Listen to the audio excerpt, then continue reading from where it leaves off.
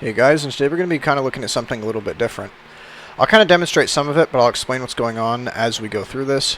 So first here we have a map. There's obviously some enemy spawn points, and there's a lot of concrete, part of the theme. So let's load it and I'll show you exactly what I've been working on. You're going to see a bunch of bodies falling from the sky, and I'll explain why this is happening and how this is actually happening on top of that. So, obviously this level is kind of a graveyard type level. This is where the enemies go after you kill them. They teleport here for repair, and then they are sent back out into battle. And I figured it'd be fun to let people explore that and understand kind of what's going on and stuff. Now we'll take a look about how this actually works. So, above here, you're going to see this. So, let's pull it up really quick. We have what is called a body spread. And now what this does is this spawns a fixed amount of bodies from, well, kind of wherever this is on the X and Y. You can move this up or down and whatnot, and it would kind of cancel out if it's running into other objects or anything. But within a given radius, down here, the minimum and maximum, and the number of bodies, it will try to spawn this amount of bodies within this amount of radius. So when I ran this like earlier, it was dropping them all down here, and you can see it all very visually represented.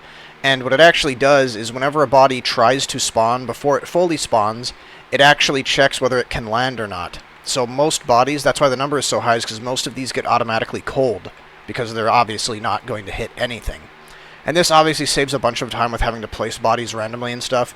This also reduces other things, so this actually fixed the ammo a little bit. So placing ammo didn't actually have physics before, but if I do this, if I load in, just from tweaking with the enemy spawning and stuff, getting the ammo to kind of land better, which decreases other issues, so we do this.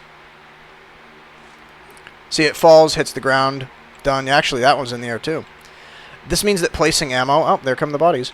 This means that placing ammo could actually be done the same way, assuming there's no roof. There's obviously some things with this that aren't perfect, but it gets the job done very quickly. It also makes the level a little more dynamic because you can actually bump into these. They might block paths. If you find they're blocking a path that you actually can't get through on this map, you can push them out of the way. And they'll fall down and they'll get scooped up by the garbage collection, which is right here. This is very large. This scoops up anything that does fall off the side.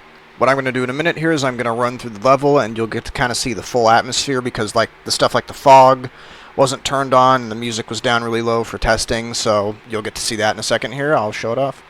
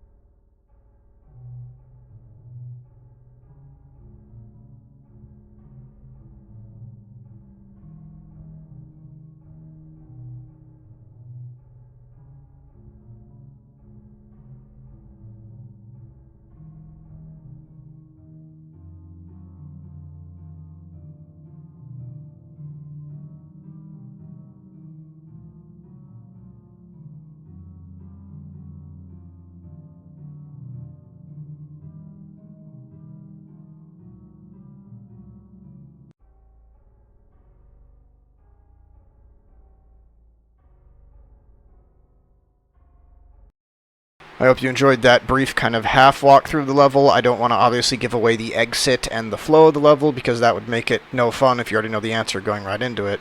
Towards the beginning, there's not a lot of combat, but as you go, it gets a little more intense, a little more convoluted and complex. As you see there's kind of some vertical variation and stuff, so enemies targeting you will have certain advantages, whether they have the high ground, low ground, anything like that.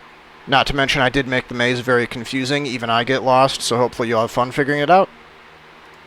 Thanks for watching, and as always, have a good one.